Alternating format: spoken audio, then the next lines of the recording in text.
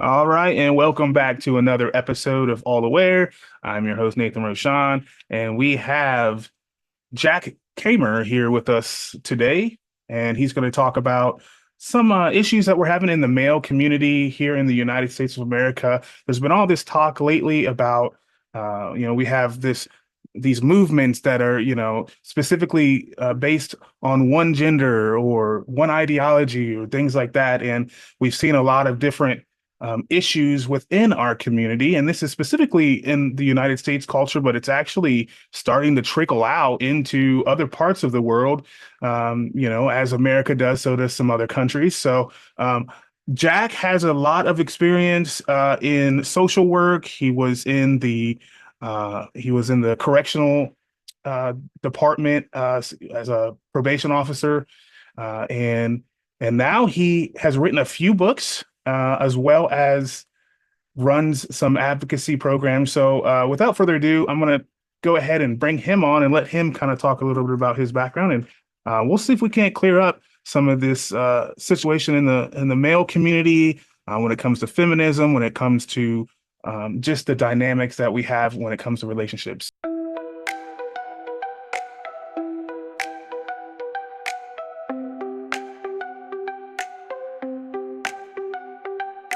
Dim lights flicker in the studio glow. Voices echo where the mystics flow. Spirits whisper in digital air. Tune in now if you dare. Aliens talk through untold night. Conspiracies hidden from blinking sight. Secrets murmur like an old affair. Dive in deep if you care. Is it a time you became all aware? Unlock the truth if you really dare.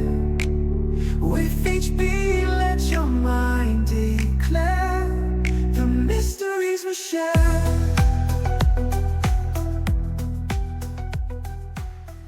So, Jack, are you with us? I'm right here, raring and ready to go. So thank you, Nathan. I am a retired social worker, went into social work late in my life. It was in 1982 that I started a radio show about what's really going on with men. In 1982, I was 31 years old, and I was, in sort of prime relationship time, wasn't married, was on a co-ed softball team.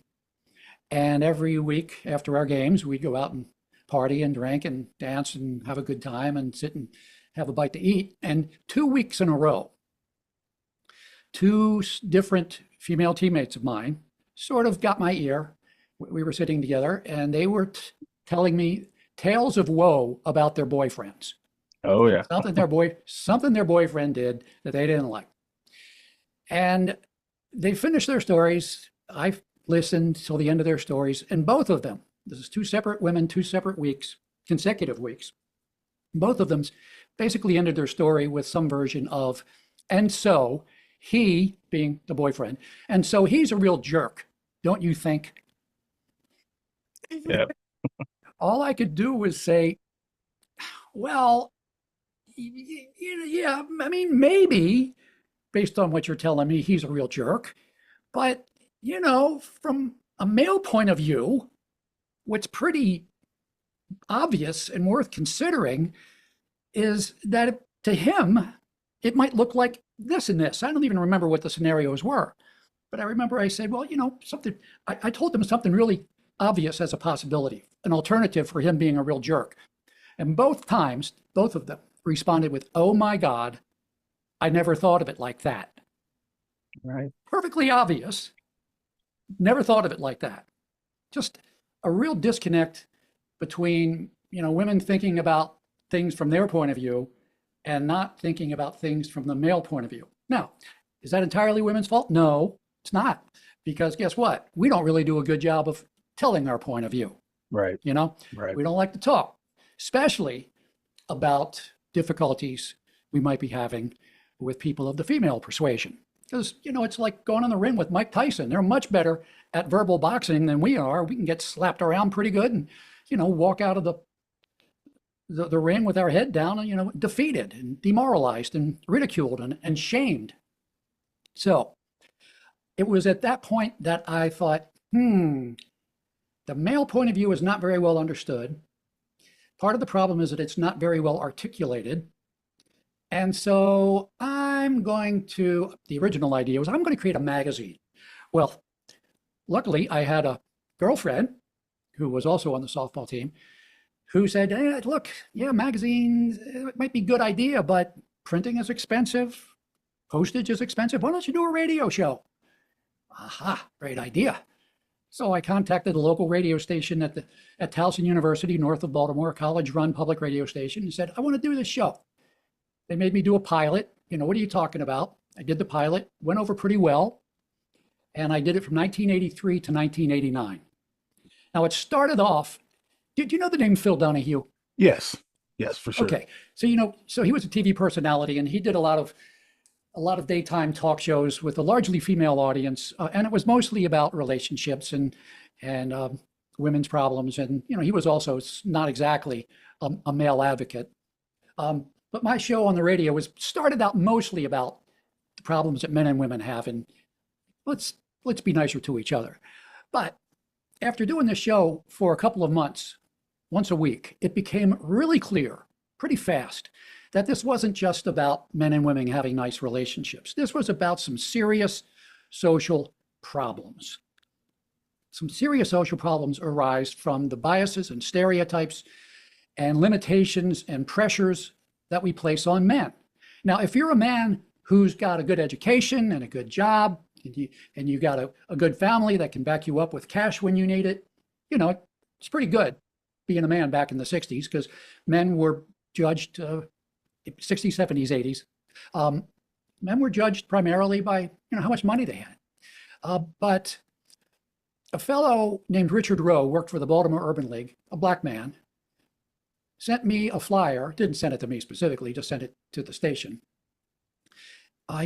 about a conference he was staging at an HBCU in Baltimore, Morgan University. And he was doing a conference. He was going to stage a conference called Black Men and Endangered Species. And that's, right up my alley, especially because it's about men. It's right up my alley. We talked, we met.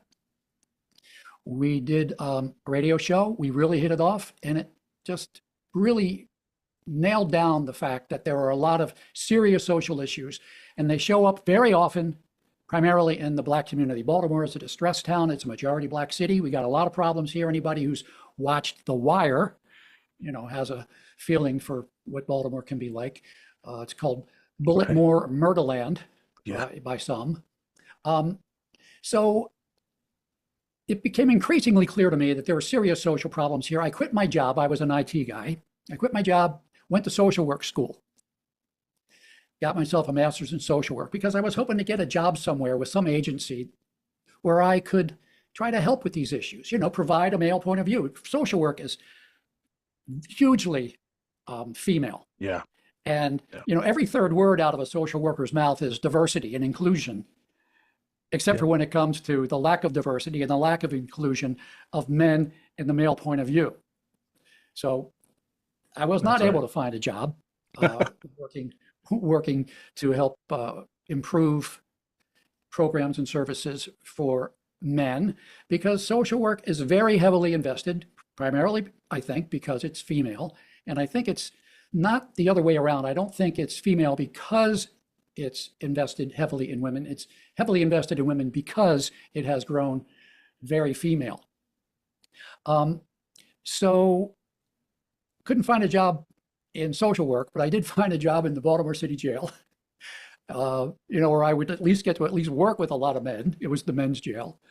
Did that for a year, became a parole and probation agent for a year, and that's where I really saw up close and personal, the fact that it's not just that these guys are poor and not just that they're black. Most of my clients were black, that they're getting in trouble. It's because they're black and male. Mm-hmm. There weren't nearly as many black women who were getting into trouble with the law as there were black men. And, why is that happening? Well, some people will say, well, it's testosterone. Men are just more violent. And I say, not really. Testosterone makes you more aggressive. Right. But, I remember from back in the day when people would advertise jobs that they had available, and they would see candidates with words like, I'm seeking an aggressive self-starter. Aggressiveness is good in the right context. In the wrong context, aggressiveness can turn into violence. But it's not aggressiveness that leads men to violence. It's the frustration of their aggressive desires to do good things, make things happen that frustrate them, turn them into losers, and that's the beginning of the troubles. It's not just black men who have especially hard times. It's any man who doesn't have the wherewithal to do what men are supposed to be doing, quote unquote, supposed to be doing. And even today, in our supposedly enlightened year of 2025, men are supposed to make money, Right. be the provider. Exactly. And blue collar men are having a tough time right now. Yeah. Many, not all, of course, but with jobs being outsourced, and computers sort of being involved even in factory jobs. A lot of men with high school degrees who used to be able to get a good job, they're not getting that anymore. And the women in their lives are coming up with some pretty good coin. And Yeah. so there's this whole question of what do I need a man for? And the man's question is, what does she need me for? And he becomes insecure and worried and afraid. And how do men express their negative emotions? Well, if they're not good at talking about their emotions, and a lot of men aren't, it comes out as anger. They might really be feeling sad or afraid or insecure, Right. but because they're men, they can't talk about those sad emotions because men take care of their own problems and make them go away. Yeah, and if they try to, they're looked at as weak, or they get Yeah. some kind of negative connotation, specific, and with the female population too. I mean, they might say, "Oh, wow, that sucks," but then in their mind, they're like, "Oh man, something's wrong with this guy," right? Yeah. I don't want to tie my wagon to this man. Yeah, I want him to be my protector, my provider. right, Even if I'm making my own coin, I want him to be making good money too. That's Right. why else would I want a man? right, That's an overstatement. A lot of women, and I'm not talking about all women here, right, but I am talking about the culture in which women live and are raised. A lot of women recognize the value of men as human beings, but a lot of women don't. And there's a lot of pressure on men, even with women who appreciate men as human beings, to live up to that cultural expectation. It's sort of like, see, I'm old enough to remember this. Back in the 60s, it was sort of like any woman who wasn't interested in cooking and cleaning and raising kids was kind of suspect. And her mother would tell her, no man's going to want to marry you if you don't want to be a good housewife and raise the kids while he's at work making money. Well, we took care of that to a large degree. Women have many more options besides staying at home. We haven't done the same for men. We are doing it a little bit, but there's also a lot of pushback for men to have more options than just making money. And my whole spiel is that in 1963, a woman named Betty Friedan, you ever heard of her? That doesn't sound familiar. Okay. In 1963, Betty Friedan wrote a book called The Feminine Mystique. Okay, I do know that book. Yep. Okay. And that book is generally credited with sparking the current wave of The feminism, the yes. women's movement. Yeah. When I went to read that book, I don't know, 10 years ago, I was expecting it to be, mean and nasty to men.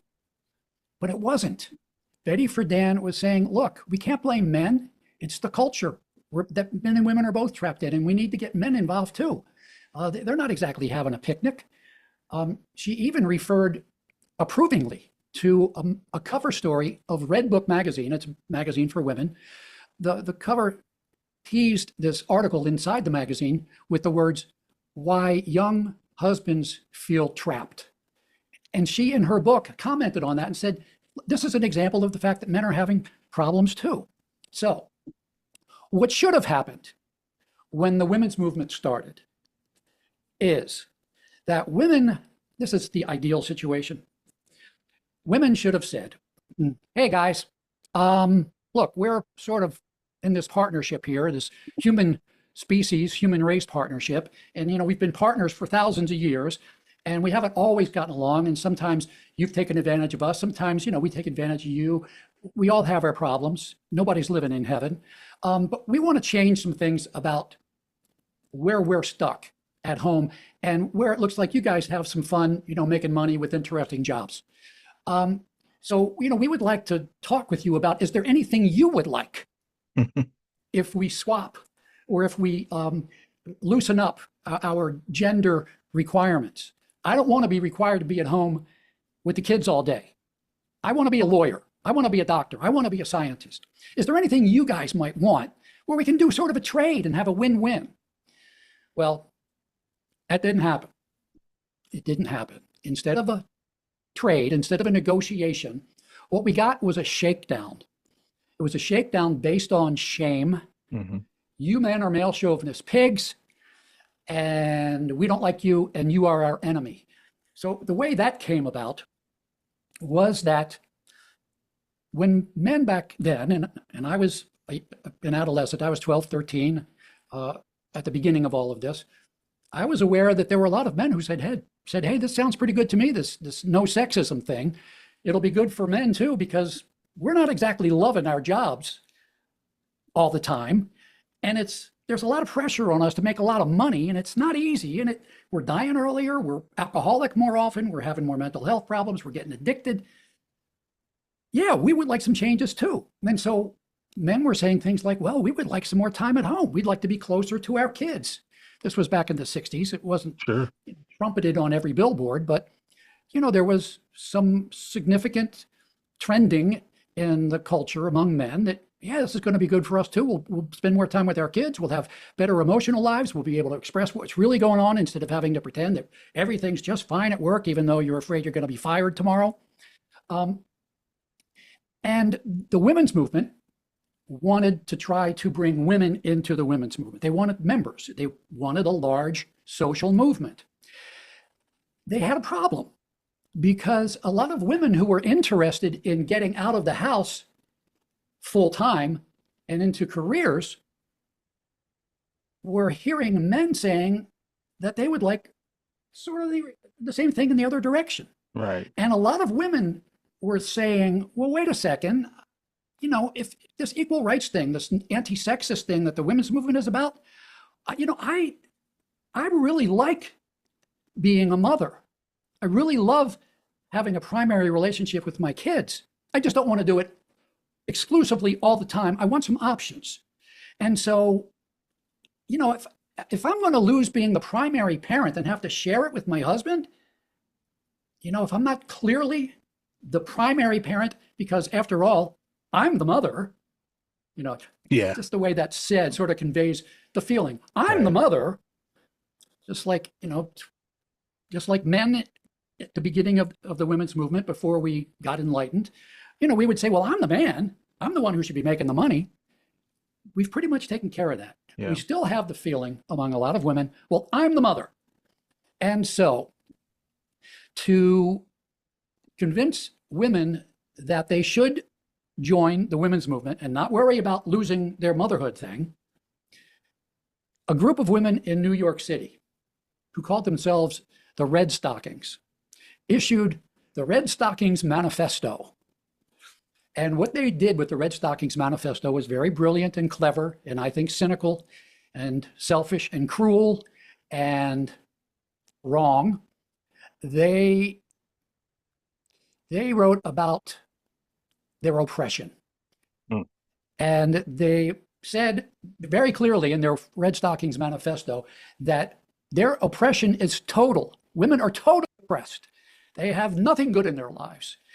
And they identify men as their oppressors. Well, if you have an oppressor bugging you, you don't have any obligation to negotiate with him.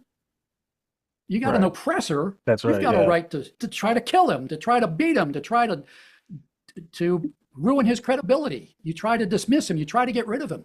And so this whole idea of men as the oppressors of women worked very well for the women's movement, not the Betty Friedan version of the women's movement. This is a few years later when other women got involved and Betty Friedan wasn't able to completely control the thinking.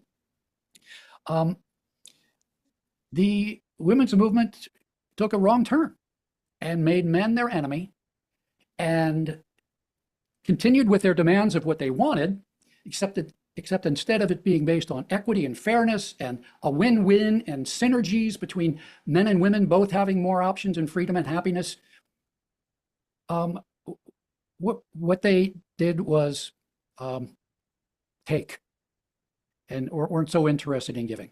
And it's still happening today. And a lot of men are sort of lost. Yeah. Sort of, they would like to spend more time at home, but there are lots of ways that women have still today in this supposedly enlightened anti-sexist era of keeping the man out, especially if he is not married to the mother, or if there's a divorce and the mother is not above saying things that are not quite true, like the kids don't want to be with him, or telling the kids, Daddy doesn't really love you as much as I do. That's called parental alienation. Yeah, and manipulation. Yeah, well, that's what it is. It's a form of manipulation. Some people call it a form of child abuse. You know, to tell a kid, your daddy doesn't really love you, and he's a bad person, and that's why you're not going to see him anymore. That's a form of child abuse, and it happens a lot. Yeah. And it destroys men. It destroys men deeply. And, you know, if we want men to be invested in their kids, we have to protect their investment in their kids. You wouldn't put your money in a bank that wasn't insured, where your money wasn't protected. You wouldn't invest there, you know, if you were looking for a safe investment. So if we want men to invest in their kids, you can't have him invested in his kids, make them the most important thing in his life, and then be able to go like this, boom. Oh, I don't love you anymore. And I've fallen in love with my tennis instructor, and we're moving to Arizona. And of course I'm taking the kids because I'm the mother. Right. And bye-bye. Thank you. Bye-bye. And meanwhile, he has to pay child support and maybe alimony and things like that. Very possibly. And also, I've noticed sometimes in those dynamics, the man, maybe they're not married, they have a child. So then the woman, you know, maybe regrets the man or something. So then takes the child and or the children and says you can't see them. And regardless of his pursuits and fights to try to see those children, or like you said, they get another man in the picture, and then that kind of muddies the waters between the dynamics of the children too. So I've seen some of that. Even if it doesn't happen in a particular case, just the fact that it can happen in any case, in virtually any case, really weakens our commitment to gender equality. Now, to me, you see, I've been talking about fatherhood. I'm not a father, but to me, fatherhood is the central issue for all men, whether they want to be fathers or not, just as the ability of a woman, conceivably, hypothetically, not necessarily she wants to make it happen tomorrow, but just the ability of a woman to know, well, if I wanted to pursue being a CEO at this corporation, I could pursue that. And the reason that's so central to women is because back in the bad old days, there were lots of stereotypes that men used to keep women out of the male domain of having to make tough decisions and make a lot of money and run a big corporation. Lots of stereotypes, I'm sure you can imagine a lot of them. She cries too much, she's catty, she can't make tough decisions, she can't do math, blah, blah, blah, stereotypes. Yeah, she's emotional. Purpose, all that stuff. It wasn't because men were evil, it's just because that's what we wanted to believe. You know, we have to justify why we get to make a lot of money in our corporations and in our jobs and maybe do some interesting things, although a lot of us don't really get to do interesting things, but at least we make some money. So men had those stereotypes to serve their purpose. What do we have today? Think of all of the negative stereotypes around men today. I mean, they're plentiful. Oh, yeah. I mean, the easy ones are, well, men are clueless, they can't multitask, they're violent, they're mean, they're impatient, they just want to drink beer, they want to have sex whenever they can have it. You can't trust them. They're dogs sexually. They don't know a thing about kids. They can't multitask. All of Oh that yeah. stuff. All of which serves to degrade the reputation, the brand Right. of maleness, so that if and when there is a conflict between a man and a woman, whether it's a social worker working out a problem between a man and a woman, or a judge working out a problem between a man and a woman, or an equal employment opportunity officer working out a problem between a man and a woman, believe the woman. Believe the woman. Yep. So what happens to due process? Well, that's kind of due process. We're believing the woman and that's easy to do because the branding of men, the value of men has been so trashed that it's easy to just trample men and not allow us, and to feel justified for not allowing us equal access to the traditionally female domain, just as we, sort of by kicking and screaming, we didn't, say, oh, sure, there's a lot of work to do, just as we, back in the day, had our reasons for, keeping women out of our happy spot, or Yeah. at Well, least our primary spot.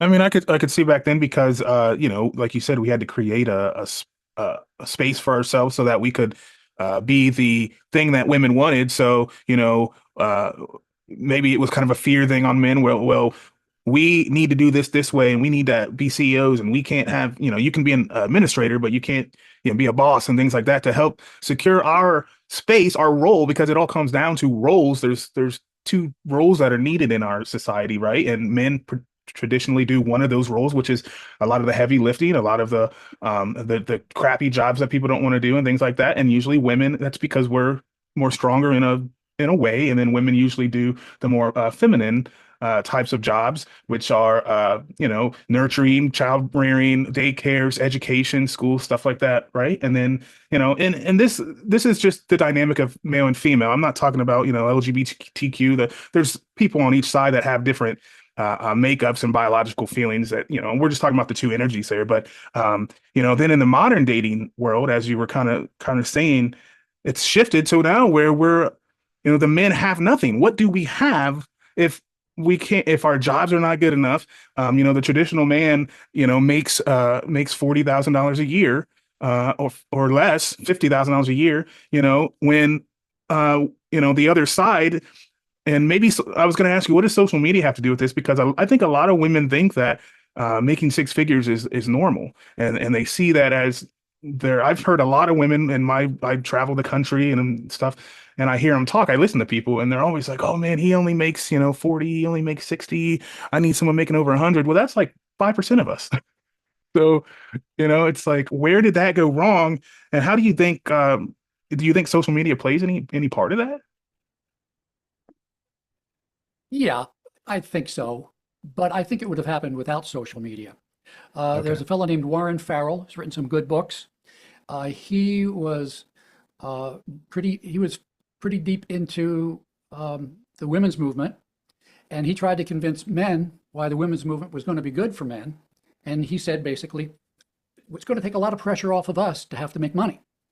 Mm. And he now realizes that that was incorrect because it wasn't the level that was important to the woman. It was that she wanted more.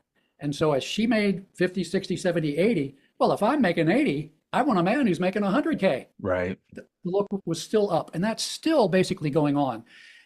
It's still primarily true that you will find more male doctors marrying female nurses than female doctors marrying male nurses. But we don't want this to be the department of ain't it awful, because it can get better.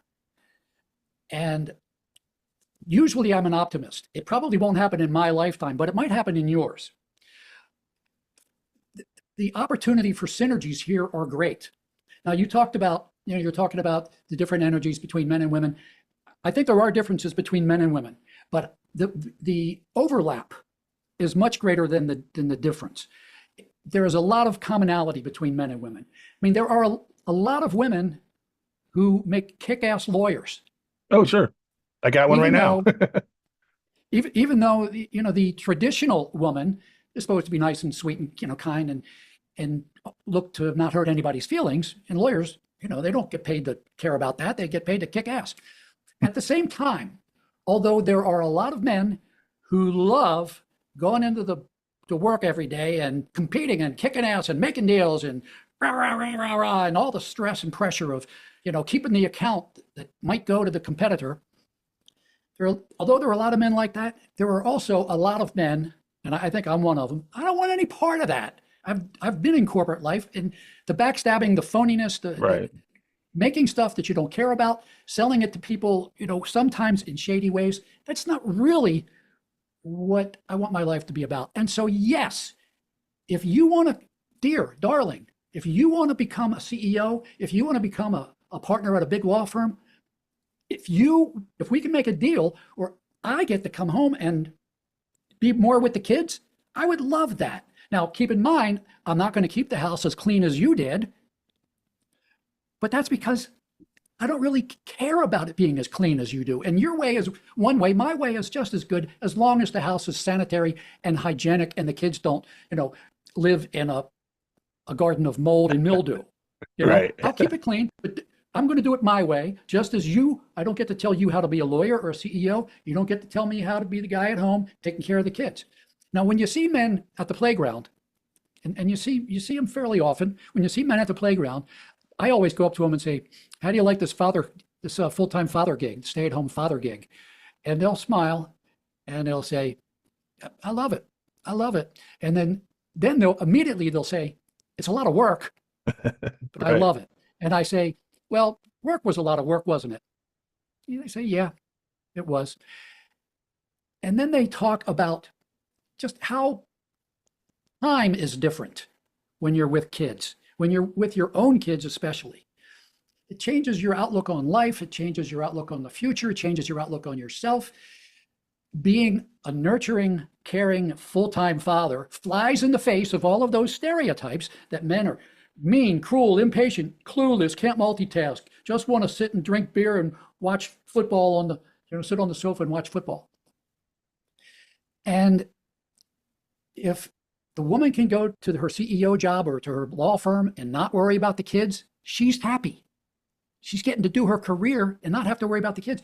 He can be at It's home a trade-off. and not have to worry about the quota that he's tried to make for the past 12 years at the cost of a heart attack when he was 42. Yeah. Or whatever. My father had a heart attack at 35. Hmm. Yeah. So it can happen.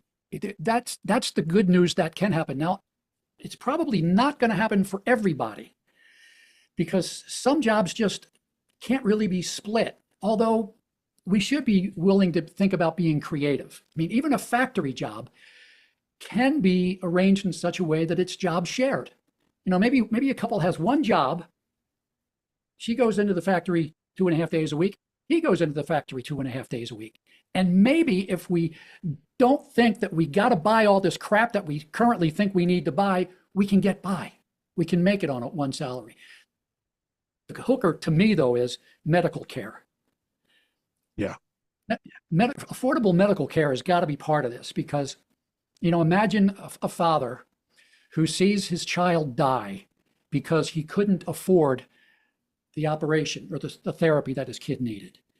And that's a big part of why men are focused on making as much money as they can and why they're going to have trouble saying, oh, it's okay. Yeah, I would love to be at home. And, but I really can't because I just feel a deep need in my soul. I got to make money. I'm responsible for that. Right. Who's going to feel more guilty if the kid dies because the couple couldn't afford the operation? Oh, the man. It's probably the man who's going to feel like he dropped the ball. It was more his responsibility than hers. We gotta alleviate that burden and that expectation on the man. And I think that some kind of universal health care to relieve that fear could really make it easier for a man to step out of a job that pays well but that he hates and step into a job that doesn't pay maybe anything but he loves. And maybe if he's got a computer and knows a little bit about computing and has watched some YouTube videos about starting a side hustle. Maybe it works. And Yeah. everybody's happier. Everybody's happier. But we're not even talking about these things now. We're not even talking about what should be the case. And what should be the case is that it should start at dating. It should start at dating. When a young man and a young woman get together, what I'm hearing is that it's still the way it used to be, that the woman is expecting to find a man who makes more than she does, ideally. And it is really the man's expectation that he has to be the kind of man she wants him to be. And I mean, you still see it today. Oh, Women are expecting men to pay for first dates. This is craziness. Yes. In this era of equal rights, we're having the expectation that men should pay. Dating sites, dating apps should allow men as well as women to say, I am looking for a woman who would be okay with me making 50% of the income of our family. So I'm looking for a woman who's willing to make 50% of the income. I want to be able to spend, I want to be a primary parent, and I want to be treated as an equal parent. And I'm looking for a woman who is okay with that. Those kinds of things could happen. And there are women who really do want that. Yeah, they are. Because They're overshadowed with all this other stuff on social media and different things like that. And I was going to ask you also about the dating apps because there's been studies done on these, and like 90% of men on dating apps are overlooked, and 80% of the women are looking for basically that 10%, while 90% of men are looking for the 20% that are not looking for the 90 or the 10% of men. So the dynamics there have shifted, and maybe it has something to do with kind of stuff what you're saying too, the algorithms. And we don't have somewhere where it says, hey, this is what I'm looking for. I want to be a stay-at-home dad and I can work part-time. I'm looking, it's still the way it's always been, and that's how we date too. But the dating dynamics are also different because when you try to date, the man, it's all on the man. We're all expected to make the money, we're expected to pay for the first date, and we're getting less dates. So we're going out there spending our hard-earned money on these dates, and then the woman has more choices according to the data. So they're going off with somebody else, and now we're having to pay for another date. Maybe that woman finds somebody else because we don't make 120,000 a year or whatever. Yeah, what are your thoughts on that? I think there's a real opportunity for some smart person, some smart tech person, to create a revolutionary dating app. Now, this is not a hookup app. This is an app for people who done the hookup thing. They're looking for something more than that. They're looking for true intimacy, a future together, mutual respect, for richer, for poor, for better, for worse. We're going to raise a family.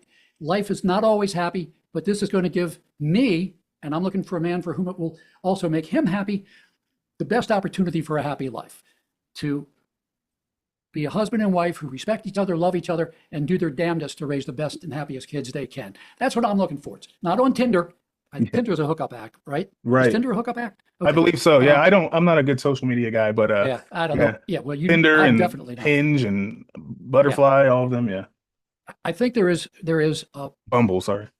There is upside potential for a dating app that does what we're talking about here.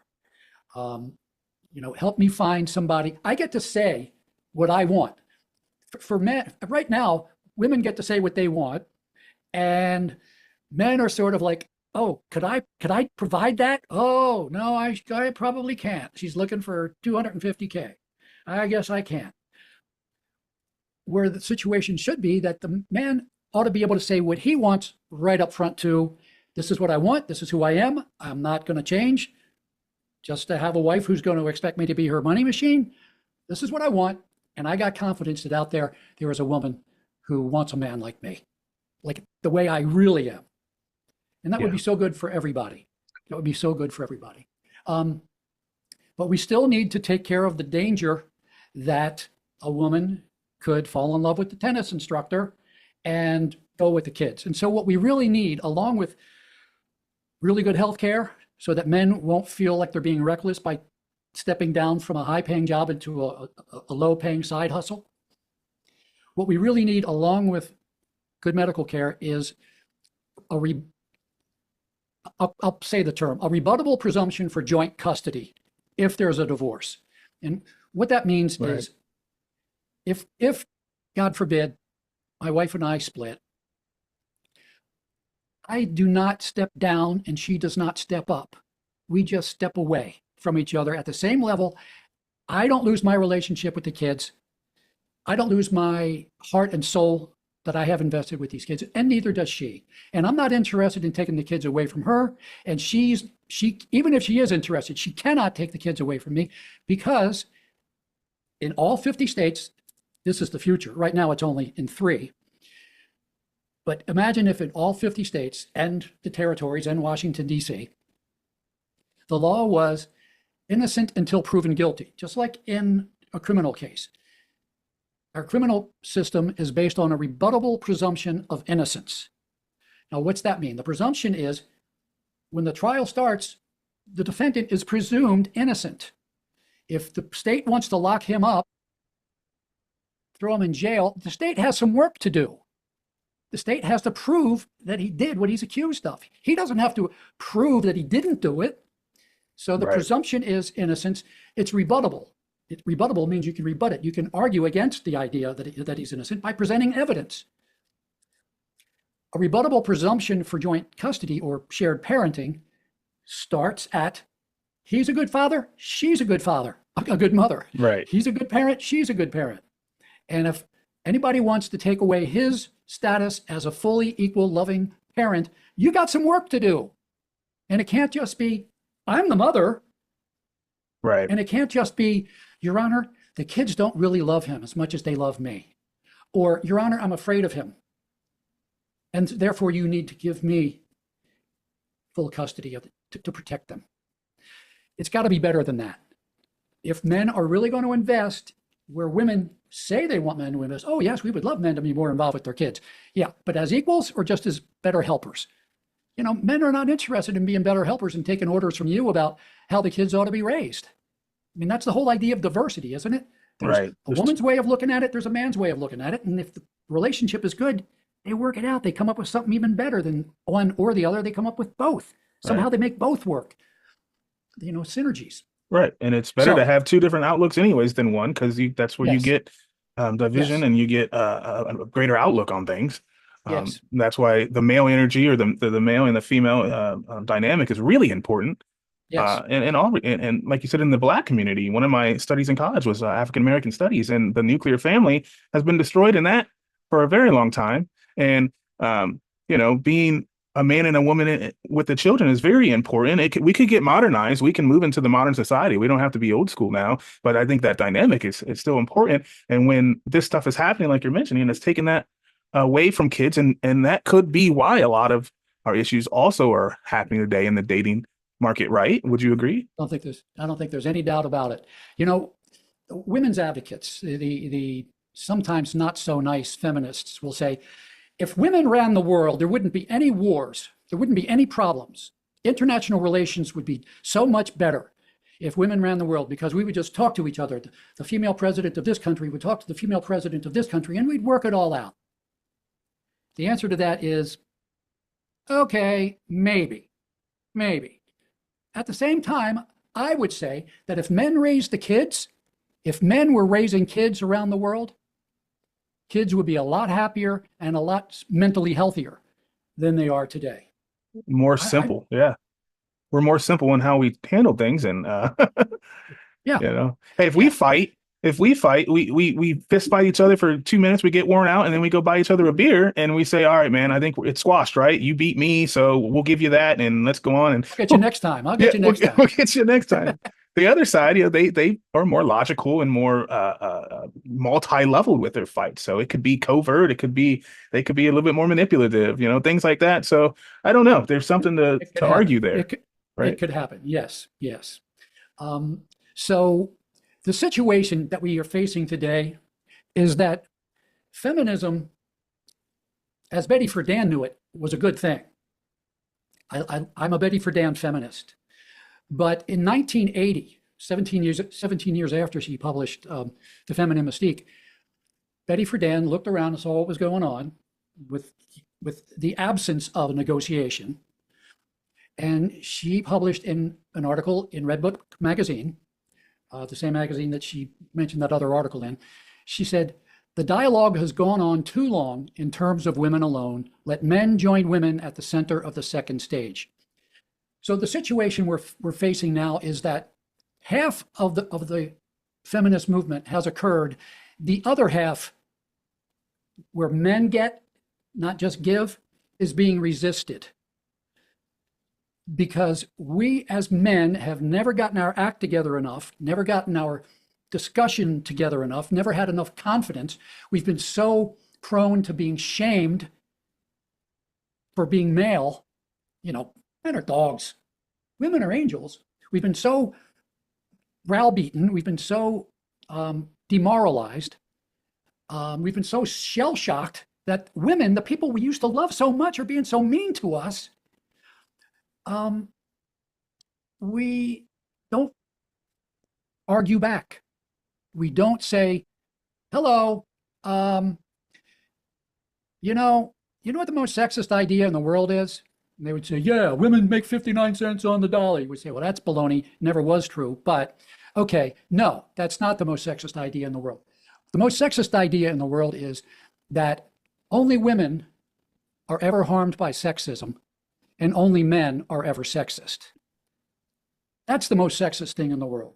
Women are never sexist and men are never harmed by sexism. Obviously not true. Just saying to a woman who's giving you grief about how you're unhappy with the way the women's movement has unfolded and continues to unfold, just saying, look, I don't agree with everything you say, and I'm not prepared to argue with you because I don't have 100,000 professional feminists cranking out bogus statistics and supposed reports and research and studies to back up my point of view. But I'll just say this. Men aren't perfect, but we're great. And you women are great, but you're not perfect. Can you admit that? And, you know, for some women, they'll fight you on that. What do you mean we're not perfect? Name one thing we ever do wrong. You know, really. Yeah. And they'll call you a misogynist. Yeah. You're a misogynist. You're a woman hater because you dare to say women aren't perfect. You dare to say women are human, and they sometimes do things wrong, and sometimes they can be selfish and mean, and unfair to men, and it harms men. And you could be called a misogynist for that, a woman hater for that. It's just crazy. Oh, yeah. And we need to be more active, and we need to say, I don't have a lot I can say about this right now, but I can tell you how I feel. You're always talking about men talking about our feelings. Let me tell you how I feel. I feel really, really disappointed and sad with the way men are treated by women. And that, you know, that's sort of a little candle in the darkness. And if 100 million men started saying that, pretty soon people would have to start wondering what's going on. If only one or two guys are saying it, well, he's obviously got a personal problem. He's obviously a woman hater. He obviously hates his mother, or he's obviously a divorced father who beat his wife, whatever. But if 100 million men were saying these things, it wouldn't be so easy to dismiss us. And the politicians who really didn't pay much attention to men in the recent election would start having to pay attention to men in future elections. So, we got to get a men's movement going. We can't be shy about it, and we can't be embarrassed about it. I know that there's a lot of podcasts that discuss these issues out there, and they get millions of views. Even their live streams get 6,000, 8,000 views, which I think by YouTube standards is excellent for live streams. So it's getting out there, but I don't know if it's getting out there in the right ways to make for everybody to get on board with it. And I don't know really why that is, but we do have a voice.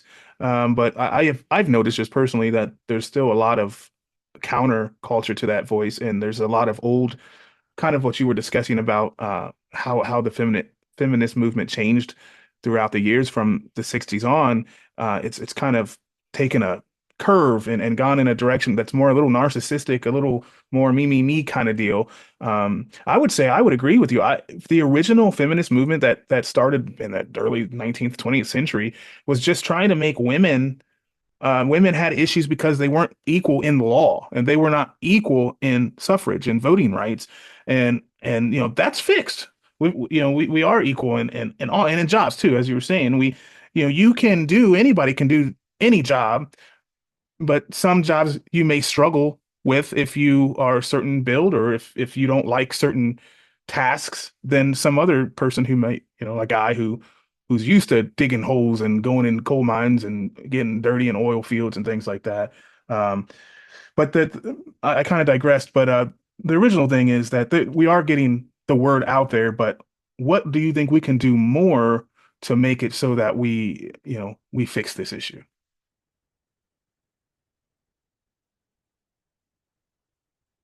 Are you there? Oh, looks like we lost him for a minute. Let me see if I can get him back.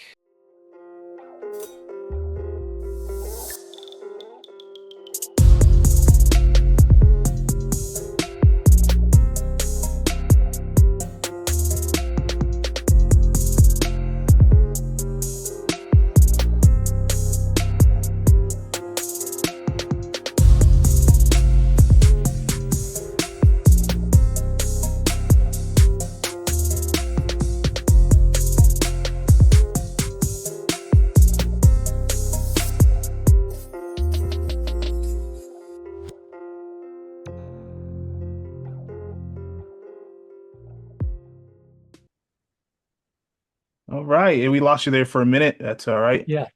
Uh, So you remember what you were saying? I do. It was kind of a long, drawn out thing. I could have probably made it a little bit shorter, but I was hitting on basically the beginning of the feminist movement.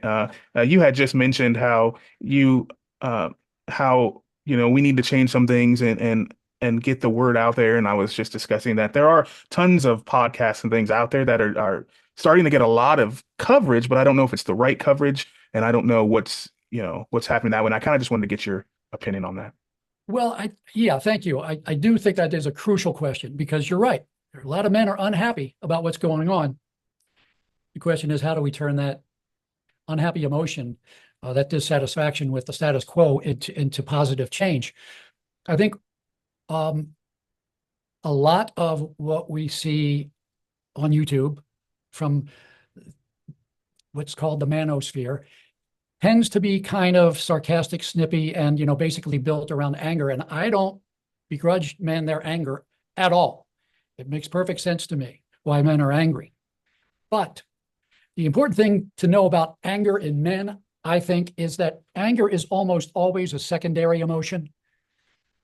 And what I mean by that is that it's not manly for men to be sad. It's not manly for men to be depressed. It's not manly for men to be uncertain. It's not manly for men to not have a solution. But what is manly for men? The emotion that's manly for men is anger. And so it's the one we sort of always, we're conditioned to go to that one, because if we go to sad, we can easily be mocked. And if we go to sad with a woman, she's likely to say something like, "Oh, poor baby," as if you don't run the world. Let me take out my little tiny violin and play some sorry music for you. So the anger is understandable, but it's better for men to think about what we feel before we feel angry. And I think what we feel is sad, disappointed, confused, conflicted. We feel disappointed that women really aren't doing what we would like them to do. We feel betrayed. Whatever the emotions are, all of those emotions are in a way very approachable, and they almost invite people to say, "Oh, I didn't know you felt that way. I don't want you to feel disappointed in me. Let me see what I can do better." Now, a lot of women will say, "I don't care about whether I disappoint you or not," but there are a lot of women who are going to say, "I never really thought about men having justifiable expectations of women too. And maybe we're really not being fair here. Men have an expectation that we'll be fair, and maybe we're not." But the most important thing that we can do to make a movement out of our thousands of YouTube videos that are often very sort of counterproductive is to not, our videos are often written with what will women think of this in mind. And it's almost like we want to explain ourselves so that women will change. And we want to change, we want to say this, and we want women to agree with it. That comes later. What we need to do is to say, we don't care whether women are going to agree with this or not. Men certainly didn't agree with the women's movement when it started. It's a big change. It's a big disruption. And women didn't say, oh, well, gee, fellas, since you don't like what we're talking about, we'll stop. No, we got to say it. We got to make sure we know we don't have personal problems. You know, I'm not a misogynist. I'm not going for any of that stuff. We're all reasonable, sensible people who are coalescing around this list of things we would like to change. And here's how we would like to change it. Here's what we would like to propose. And then we talk about all of the things where we would love to be home, helping take care of the kids, or doing an equal share of taking care of the kids, doing an equal share of running the house. We would love that. And we would love to help you go out and be a CEO and make a whole bunch of money. Right. You know, we got to say what we want. We have to not ask for permission to want what we want. Now, we have to have women's cooperation to get what we want, because we want a partnership. Right. But we don't need women's permission to discuss and state and think about and plan and sometimes come up with wrong ideas. We have a right to talk amongst ourselves about what we really want and what we really deserve. And I don't know, do you see a lot of that on the YouTube videos, or is it just sort of carping about, you know, nasty women? Yeah, it's a lot that I've noticed I mean, there's a lot of, I'd say I agree about 80% of what they say on these. And, you know, there's tons of them out there. You just search, dating podcasts or whatever, you can find the major ones. But it seems like they do a lot of, complaining and moaning about what women have done to us or how the dynamics have changed in dating. But I don't hear a lot of solutions, and they tend to bring on women that are confused, the women that are in situations, where they might be misguided. There are a lot of times they're younger women, who have grown up in, social media world. And that's kind of why I ask you about social media, because I'm old enough to know I was in high school before social media happened. So it happened going into college. And that's when Facebook came around. And Facebook first started, it was just for college. You put your courses on there, you met, other people going to your classes. And then it turned into this big balloon of what it is today, like all the other social media. So I'm in that generation that got to see the transition. So I don't really understand what it would be like to be born with social media in your face, and grow up. But that's when I saw the shift happen, and losing these traditional values and these conversations and things that we need to have, kind of like what you were speaking about, how the feminist movement started, how men started getting shoved down into into this thing where we are, Jack, I think we are, and I'm like this sometimes too, where you feel like you shouldn't say something. You have to pick your battles, right? Is what we say with women, pick your battles. So I'm not going to say this, and yes, you're right, when they might not be right, but we don't feel that we can say anything, or maybe for sex reasons, we decide, okay, I'm just going to do what they say so I can get what I want, kind of thing.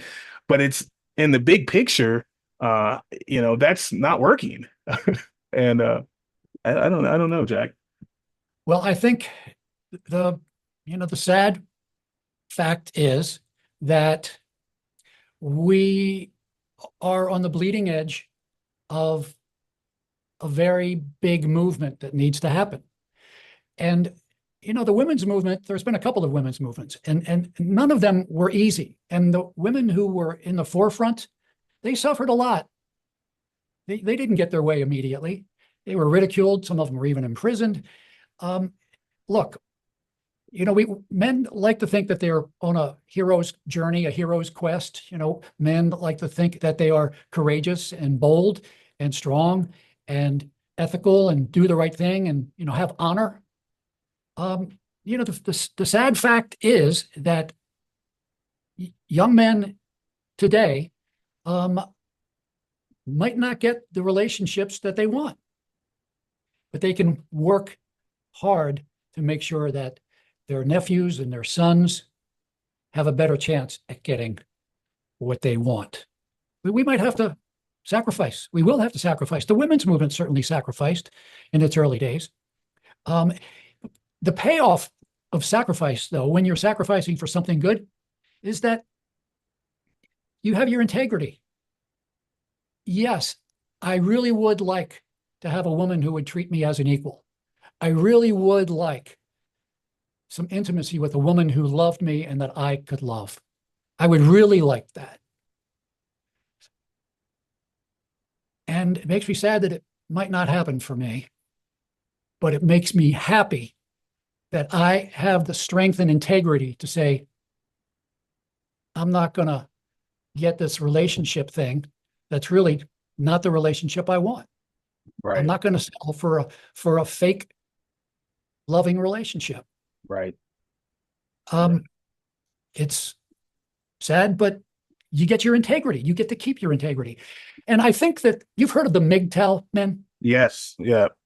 I think the MGTOW men, well, they're often vilified. Everybody Yes. who's doing anything about men's issues is vilified Yep. by the people we need to stop listening to. That's why we need to talk amongst ourselves where, I get to know I don't have a personal problem because millions of men are thinking the same thing. The powers that be just don't want us talking to each other, and they want us focusing on them so that, we can get laid, right? Right. Right. I mean, really, that's a very big part of it. Right. That's, that'll be sad too if a guy says, well, believing what I believe and maintaining my integrity means I'm not going to get laid. Yeah, that's a problem. Yeah, that's a problem. But if you're getting laid by a woman that you had to lie to about who you really are and what you really want, maybe it's better that you do something else besides have sex with her. There you go. So I think the MGTOW guys, often vilified, I can't say I know a ton about them, but what I've seen about them does not indicate to me that they're horrible people. They are primarily motivated, I think, by their integrity. Right. They're just advocates for men's issues. Yeah. Well, for themselves, and yes, and then as collectively for men's culture. I think that some of the MGTOW men are, protesting a little too much because they're at the point where they're saying, I don't even want a relationship with a woman. I'm so fed up with women. I don't even want a relationship with a woman. I've had it. I'm done with them. I'm going to live by myself. It's sad, but that's who I am. I'm going to have my integrity. I think that it's too soon to say that there aren't good women out there because, as we talked about at the very beginning of this podcast, the male point of view is not very well articulated. Right. And we need to articulate it in a way that invites cooperation and help from women rather than ridicule and dismissal. There will always be the unattractive, and I don't just mean physically, the unattractive, uninviting loser women who just want to try to make themselves feel better by putting men down. But there are also a lot of women who right now are not particularly friendly to men because we're sort of like mush. What are we standing up for? And if we were to, talk as courageous men, as men of substance, as men of integrity, as men who are interested in more than just getting laid, and I have so much integrity that if I don't get laid, if you don't want to go out with me because of what I'm saying, fine, you're not for me. Right. That's the kind of woman, the good woman, that's the kind of man the good women want. And we got to have faith that they're out there. And the reason they're not showing up is because we've let them not show up. We've not called them out. We've not invited them out. We've not told them we're here and we understand what you want in a man. And you want a man who wants more than just to get laid. And as much as I want to get laid, I can be that man. I am more than just to get laid. I can be faithful to you. I can be loving to you. I can be a good father to your kids, just as I want you to be a good mother to my kids because they're the same kids. There is hope out there, and we can't give up yet. We have to articulate our wants, our needs, And, what's a nice word for demands? We don't want to demand, like, we don't want to shake women down. We want Yeah. to invite women into a partnership. Suggest. Yeah, yeah. I want to give you some suggestions and Yeah. tell me how this sounds in your life. How would your life be if you could have a man who wasn't made to feel insecure by the fact that you make $100,000 as a lawyer? How would you like it if you could find a man who wouldn't be bothered by that at all, and in fact would like it and would support you because he doesn't care about that. He doesn't want to do that kind of work. He wants to do family work, nurturing work, loving work, coaching work. He wants relationships, not these fake relationships that you get at work. Yeah.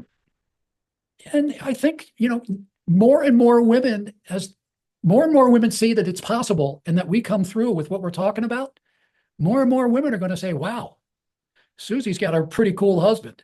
I'm going to try to find me one like that.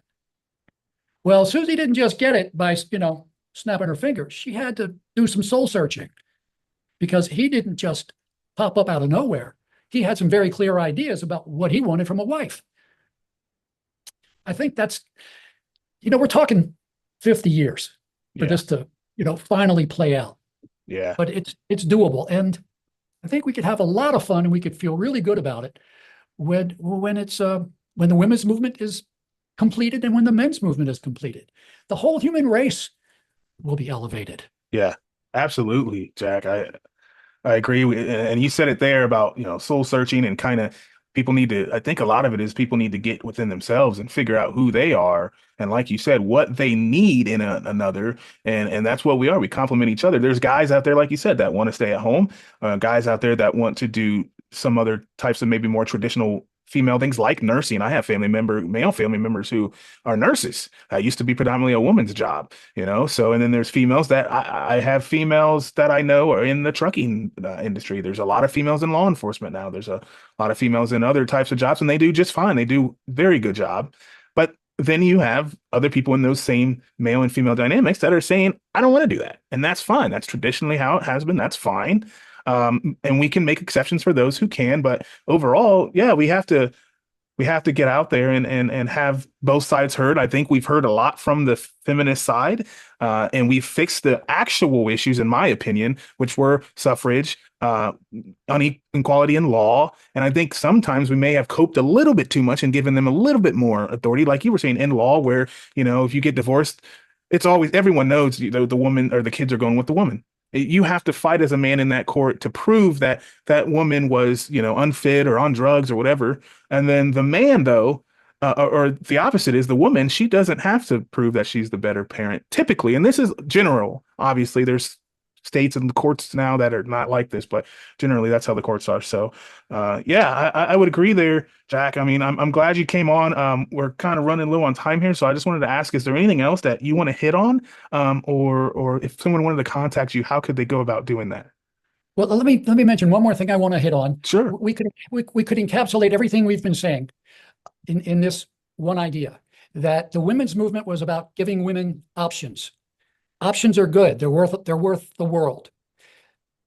We need to continue that movement to give men the same variety of options. It's going to flow in a different direction, but the same variety of options. Men want options in their lives. Men need options in their lives because not every man is the same. Not every man wants the same thing his whole life. I want to have flexibility in my life, just like women wanted to have flexibility in their lives. So it's about giving men equal options.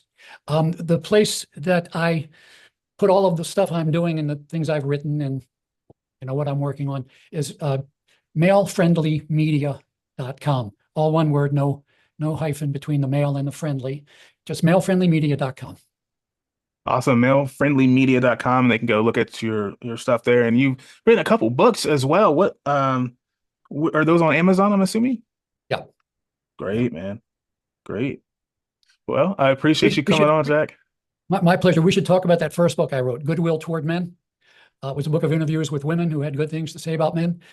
This was back before canceling was a thing. It was in 1994. It got canceled because some feminist women at the publishers decided they didn't like what it was saying. It was reactionary because I interviewed women who weren't entirely in favor with the way feminism was going. Oh yeah, yeah. Yeah. Actually, yeah, let's hit on that real quick before we close out here. It is cancel culture. I know you have said some stuff about cancel culture, and it's that, I mean, what is going on with that? I mean, not being able to get multiple sides out doesn't make it very easy to come to a conclusion in your own mind of how you want to feel about something. Yes. Well, the media definitely are a problem for the men's movement because, for one thing, there are a lot of young writers and journalists and people who do websites who went to women's studies programs at college. And they're willing to take jobs that don't pay a lot of money so that they can, press the cause of women's equality, and we're going to smash the patriarchy. There are a lot of professional feminists out there. Many of them are in the media, and they sort of dominate the media. And a lot of reporters, a lot of male reporters are under pressure not to be called misogynists by telling sometimes unfortunate truths about what really goes on between men and women. So yeah, that's not going to be an easy bit either. But I'm sure that back in the early days of the women's movement, the newspapers were not all in love with the idea of women's suffrage and women being allowed to be doctors and lawyers. Again, we got a lot of work to do. Yeah, But there's a great saying: it's only too late if you don't start now. that's true. That's true. All right. Well, thank you, Jack. I appreciate you coming on, man. It was a lot of fun. We've gone a little bit over an hour here, so this is one of the longer ones. I enjoyed it, and I hope we can get the word out there and start changing some dynamics here in our culture. Great. Nathan, it was a real pleasure. Thank you. No problem. Take care, sir. Take care. Bye-bye.